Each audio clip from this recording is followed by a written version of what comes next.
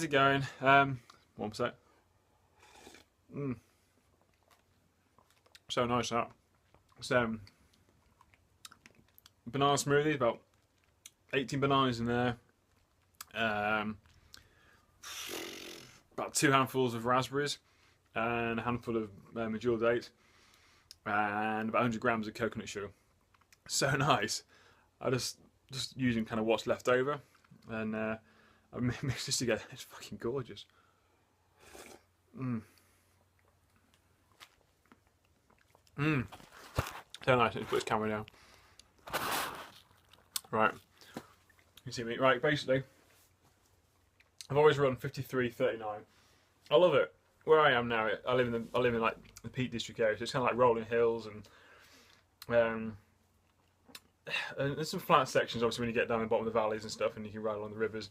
And I work in Nottingham, so getting there is quite flat, undulating. But you know, 53.39 with 11.28 set on the back, bike's perfect. But then I went to Thailand, and there's this big hill there where we were called Tep, and I knew it was quite steep, so I took my CAD 10 and I put compact gearing on it. Fair enough, you know. I just want to make sure I was safe and not going to run out of gears because it's a long climb. And although I can get up on pretty much I get up every hill on that bike with that gearing, having a bit of a strain. Even though I can sit down and spin as much as I can, you do kind of run out of gearing, and my cadence when I'm spinning on that on a hill is probably about kind of the high 60s, low 70s, up to like 80. But on the flats, I'm always between 90 to 100. So I didn't really notice much difference when I got on my CAD 10 with the lower gearing with the compact until I got to the mountain, and it makes a fucking huge difference. Just being able to sit there and spin, just hit a cadence that you're happy with, like 90 to 100 or even 80 to 100. Sit there, focus on your watts, and just keep pedaling. And I was shocked at how comfortable I felt pedaling up there, and that I could actually push myself increment by increment, rather than kind of pedaling along and obviously get to that point you have to get out of the saddle and mash your way up. And yeah, you can do it, and it does build muscle, and it builds you that kind of pushing that anaerobic threshold, I guess, rather than the kind of being in an aerobic state. And yeah, it really opened my eyes that, you know, I can actually spin this more aerobically and flush the shit out of my legs, keep my legs, you know, ready to go. And by the time I get to the top, I was ready to go again. You know, it made a lot more sense. So today I'm getting rid of that, replacing it with that. Beauty of these cranks is that you don't have to buy new cranks when you want to change your mind. If this had been like a Duro race crankset, I thought, fuck, I don't want to stand anymore. I want to go compact. I'm fucked. You can't do anything else about it. And the same with most cranks. If it's a standard drive chain set and you want to go smaller, or if you're a smaller, you know, like compact, you want to go bigger. Biggest you can go is semi-compact, which is 52. And so yeah, so good old Cannondale with the SiSL2 chain set. It's pretty handy. They just whack the spider off and put a new one on. So this is the spider. Not cheap. It's about 190 quid for that. But these 2 chain rings, so I don't know.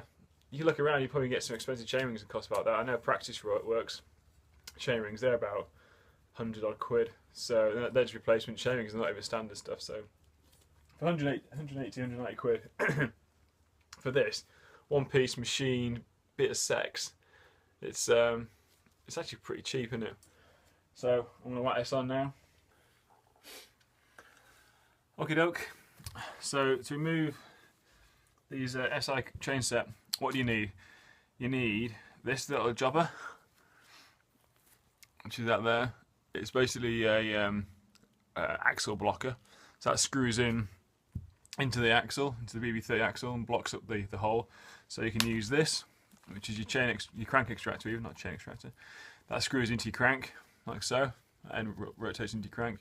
And you turn that, and that basically self-extracts the crank from the axle. You'll need the 8mm key.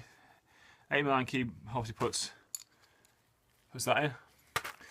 And then you need this, which is a 10mm Allen key end.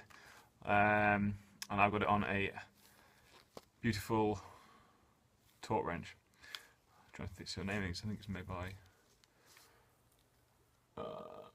Torque. So right, pretty straightforward. I'll show you how to do it. Take your 10mm, put that into your crank, and then undo the bolt. It's really important you have a torque wrench to do this job. So if you haven't got one, don't bother doing it. Take it down to your local shop and get them to do it. Why do you need a torque wrench? With most cranks you don't, because you need them tight as fuck. So, but with this, it needs to be 40 newtons, and it needs 40 newtons because that's quite a lot of pressure. But equally, you go too much, and these aluminium bolts will shear. So make sure you get a torque wrench on them. If you go too much on them, they will snap off. It's cool. So I've got the bolt out. On the bolt, you'll notice there's a really small washer. That's a bit of silver there. There you go. That washer there. Don't ever lose that. It's really important. It basically stops the bolt from grinding against the cranks. And they're easy to lose. They get stuck on like spanners and stuff. So just keep an eye out for that. So then you take your little gizmo, your little blocker, and screw that into the axle.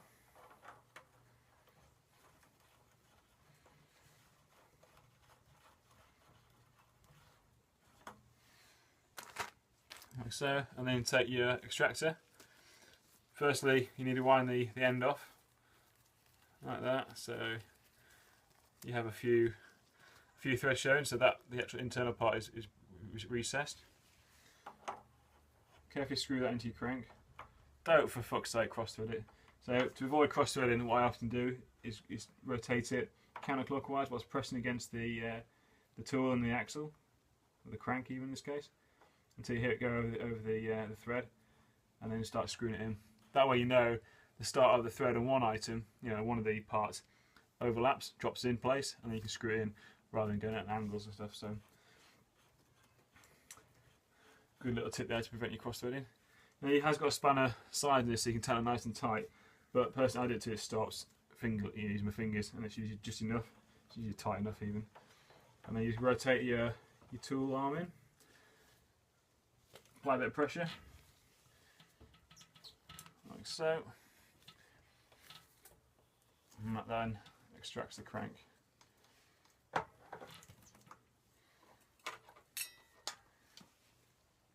Okay.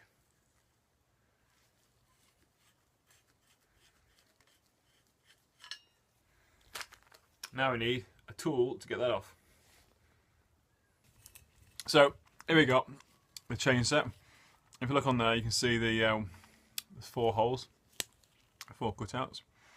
That's the ring you need to remove. And this is the tool you need. I'm sure you think, oh fucking hell, it's the wrong fucking tool. It's not. This is the tool that you used to use for the SI chain set, the very first one. And the first one had basically all these holes cut out on the ring. And what Cannondale have done to make this even lighter, they've removed those, so obviously you don't need them, do you?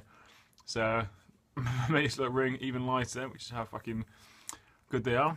They've taken them off.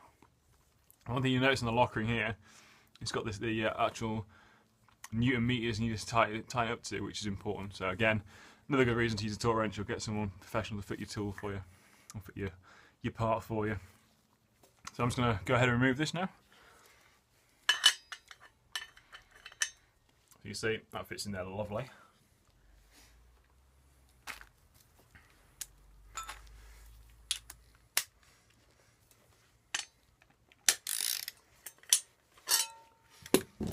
Just so I don't get dirt on my carpet, even though I fucking hate this carpet. But it's a rented house, so what can you do? Just going to use the packaging it came in to ensure I don't get oil everywhere.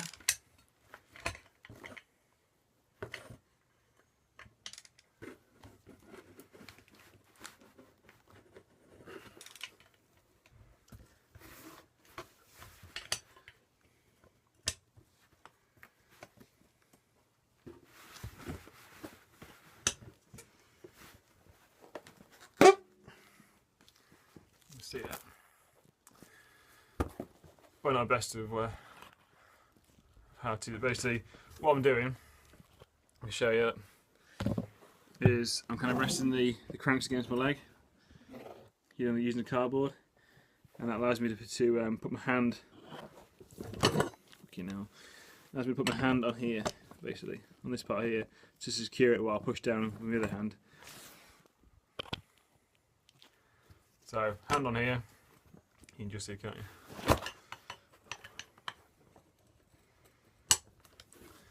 Hand on here, and I push down there. That way, I'm pushing against my leg, keeping the whole crankset supported. And I can literally just push down, like so. Takes the lock ring off. There's only a few turns on it. There she is, light as fuck. And that just drops off. Simple as that. That's why it's important to make sure you get your torques right as well, because that's not too loose. It'll come loose when you're cycling. You don't want that to happen. Now then, there's no oil on there or grease or Loctite, so I'm just going to get fruity and put this on naked. When you put a chain set on, or a chain ring, or a crankset, whatever, always make sure your chain ring, will have one of these on it. A little nugget there. And basically what that does, it sits underneath your crank arm, like that, and it stops the chain if you overshift, stops the chain from getting trapped in between your crank arm. Back in the day when I used to ride, back in the day when we used to ride, the chain used to get jammed in there quite a lot, so when you're racing, if you get jammed in there, you were fucked trying to pull it out. So, put this on, like so.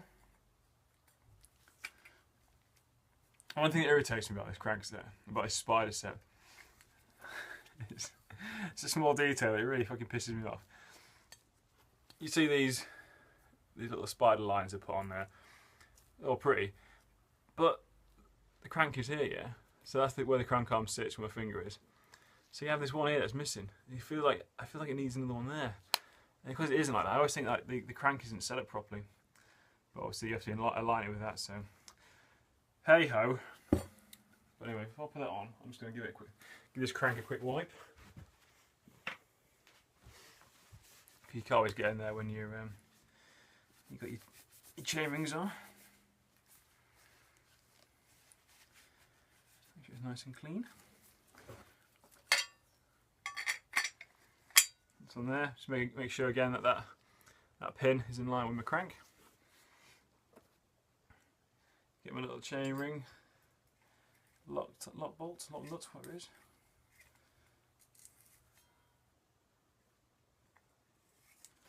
And again, make sure you don't over tighten it. Cross thread it.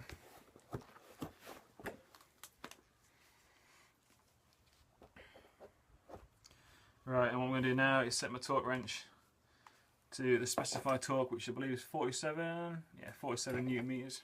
Okay, I couldn't actually get it to the right torque in the house on my knees like a twat, so I went up in the garage and just clamped it in the vise.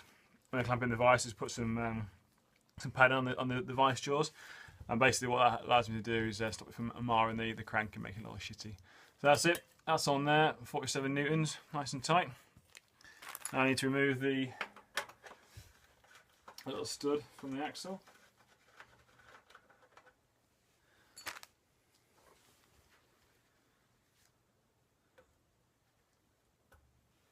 Just going to clean up this area as well. And it's pretty clean. I'm just going to make sure it's free from grit. BB30s and PF30s have a bad reputation for creaking as it is, so I might as well give it the best chance it can have. I'm just going to clean up these little spaces, which are uber light as well.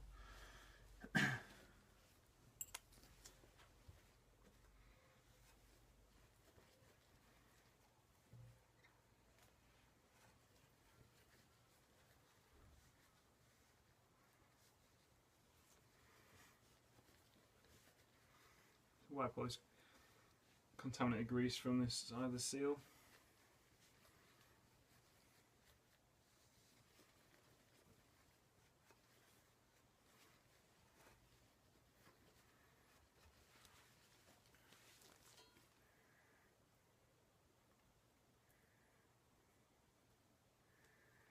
I've got some grease here to put on the grease at the actual crank itself.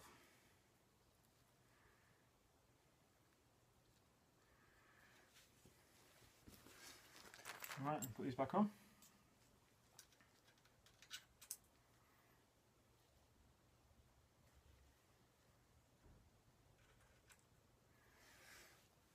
Put your crank on. And always remember to keep your cranks in line with the opposing side. It's so easy to do, especially if you're rushing. Cool, so that's on there. And then you need to put this back on. So that's screwed back in place. Obviously, you don't get your washer. Like so. You set the torque wrench to 40 Newton meters.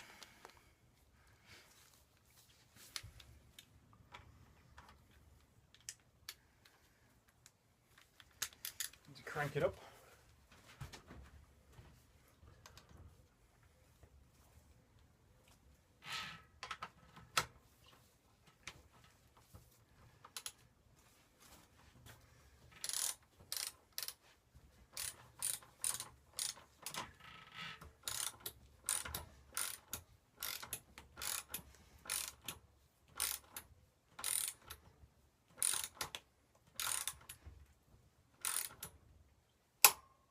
That's it. When you hear that click, you stop. That's it. That's on there. What I need to do now is lower the front mech. So lower this, you see the gap there. It needs to be about 2 mil, well, 1 to 2 mil between the top of the tooth to the bottom of the front mech. Check chain length. I reckon I might need to shorten this chain. But yeah, we'll see. But that's about it. I'll give you an update of how I get on. Thanks for watching.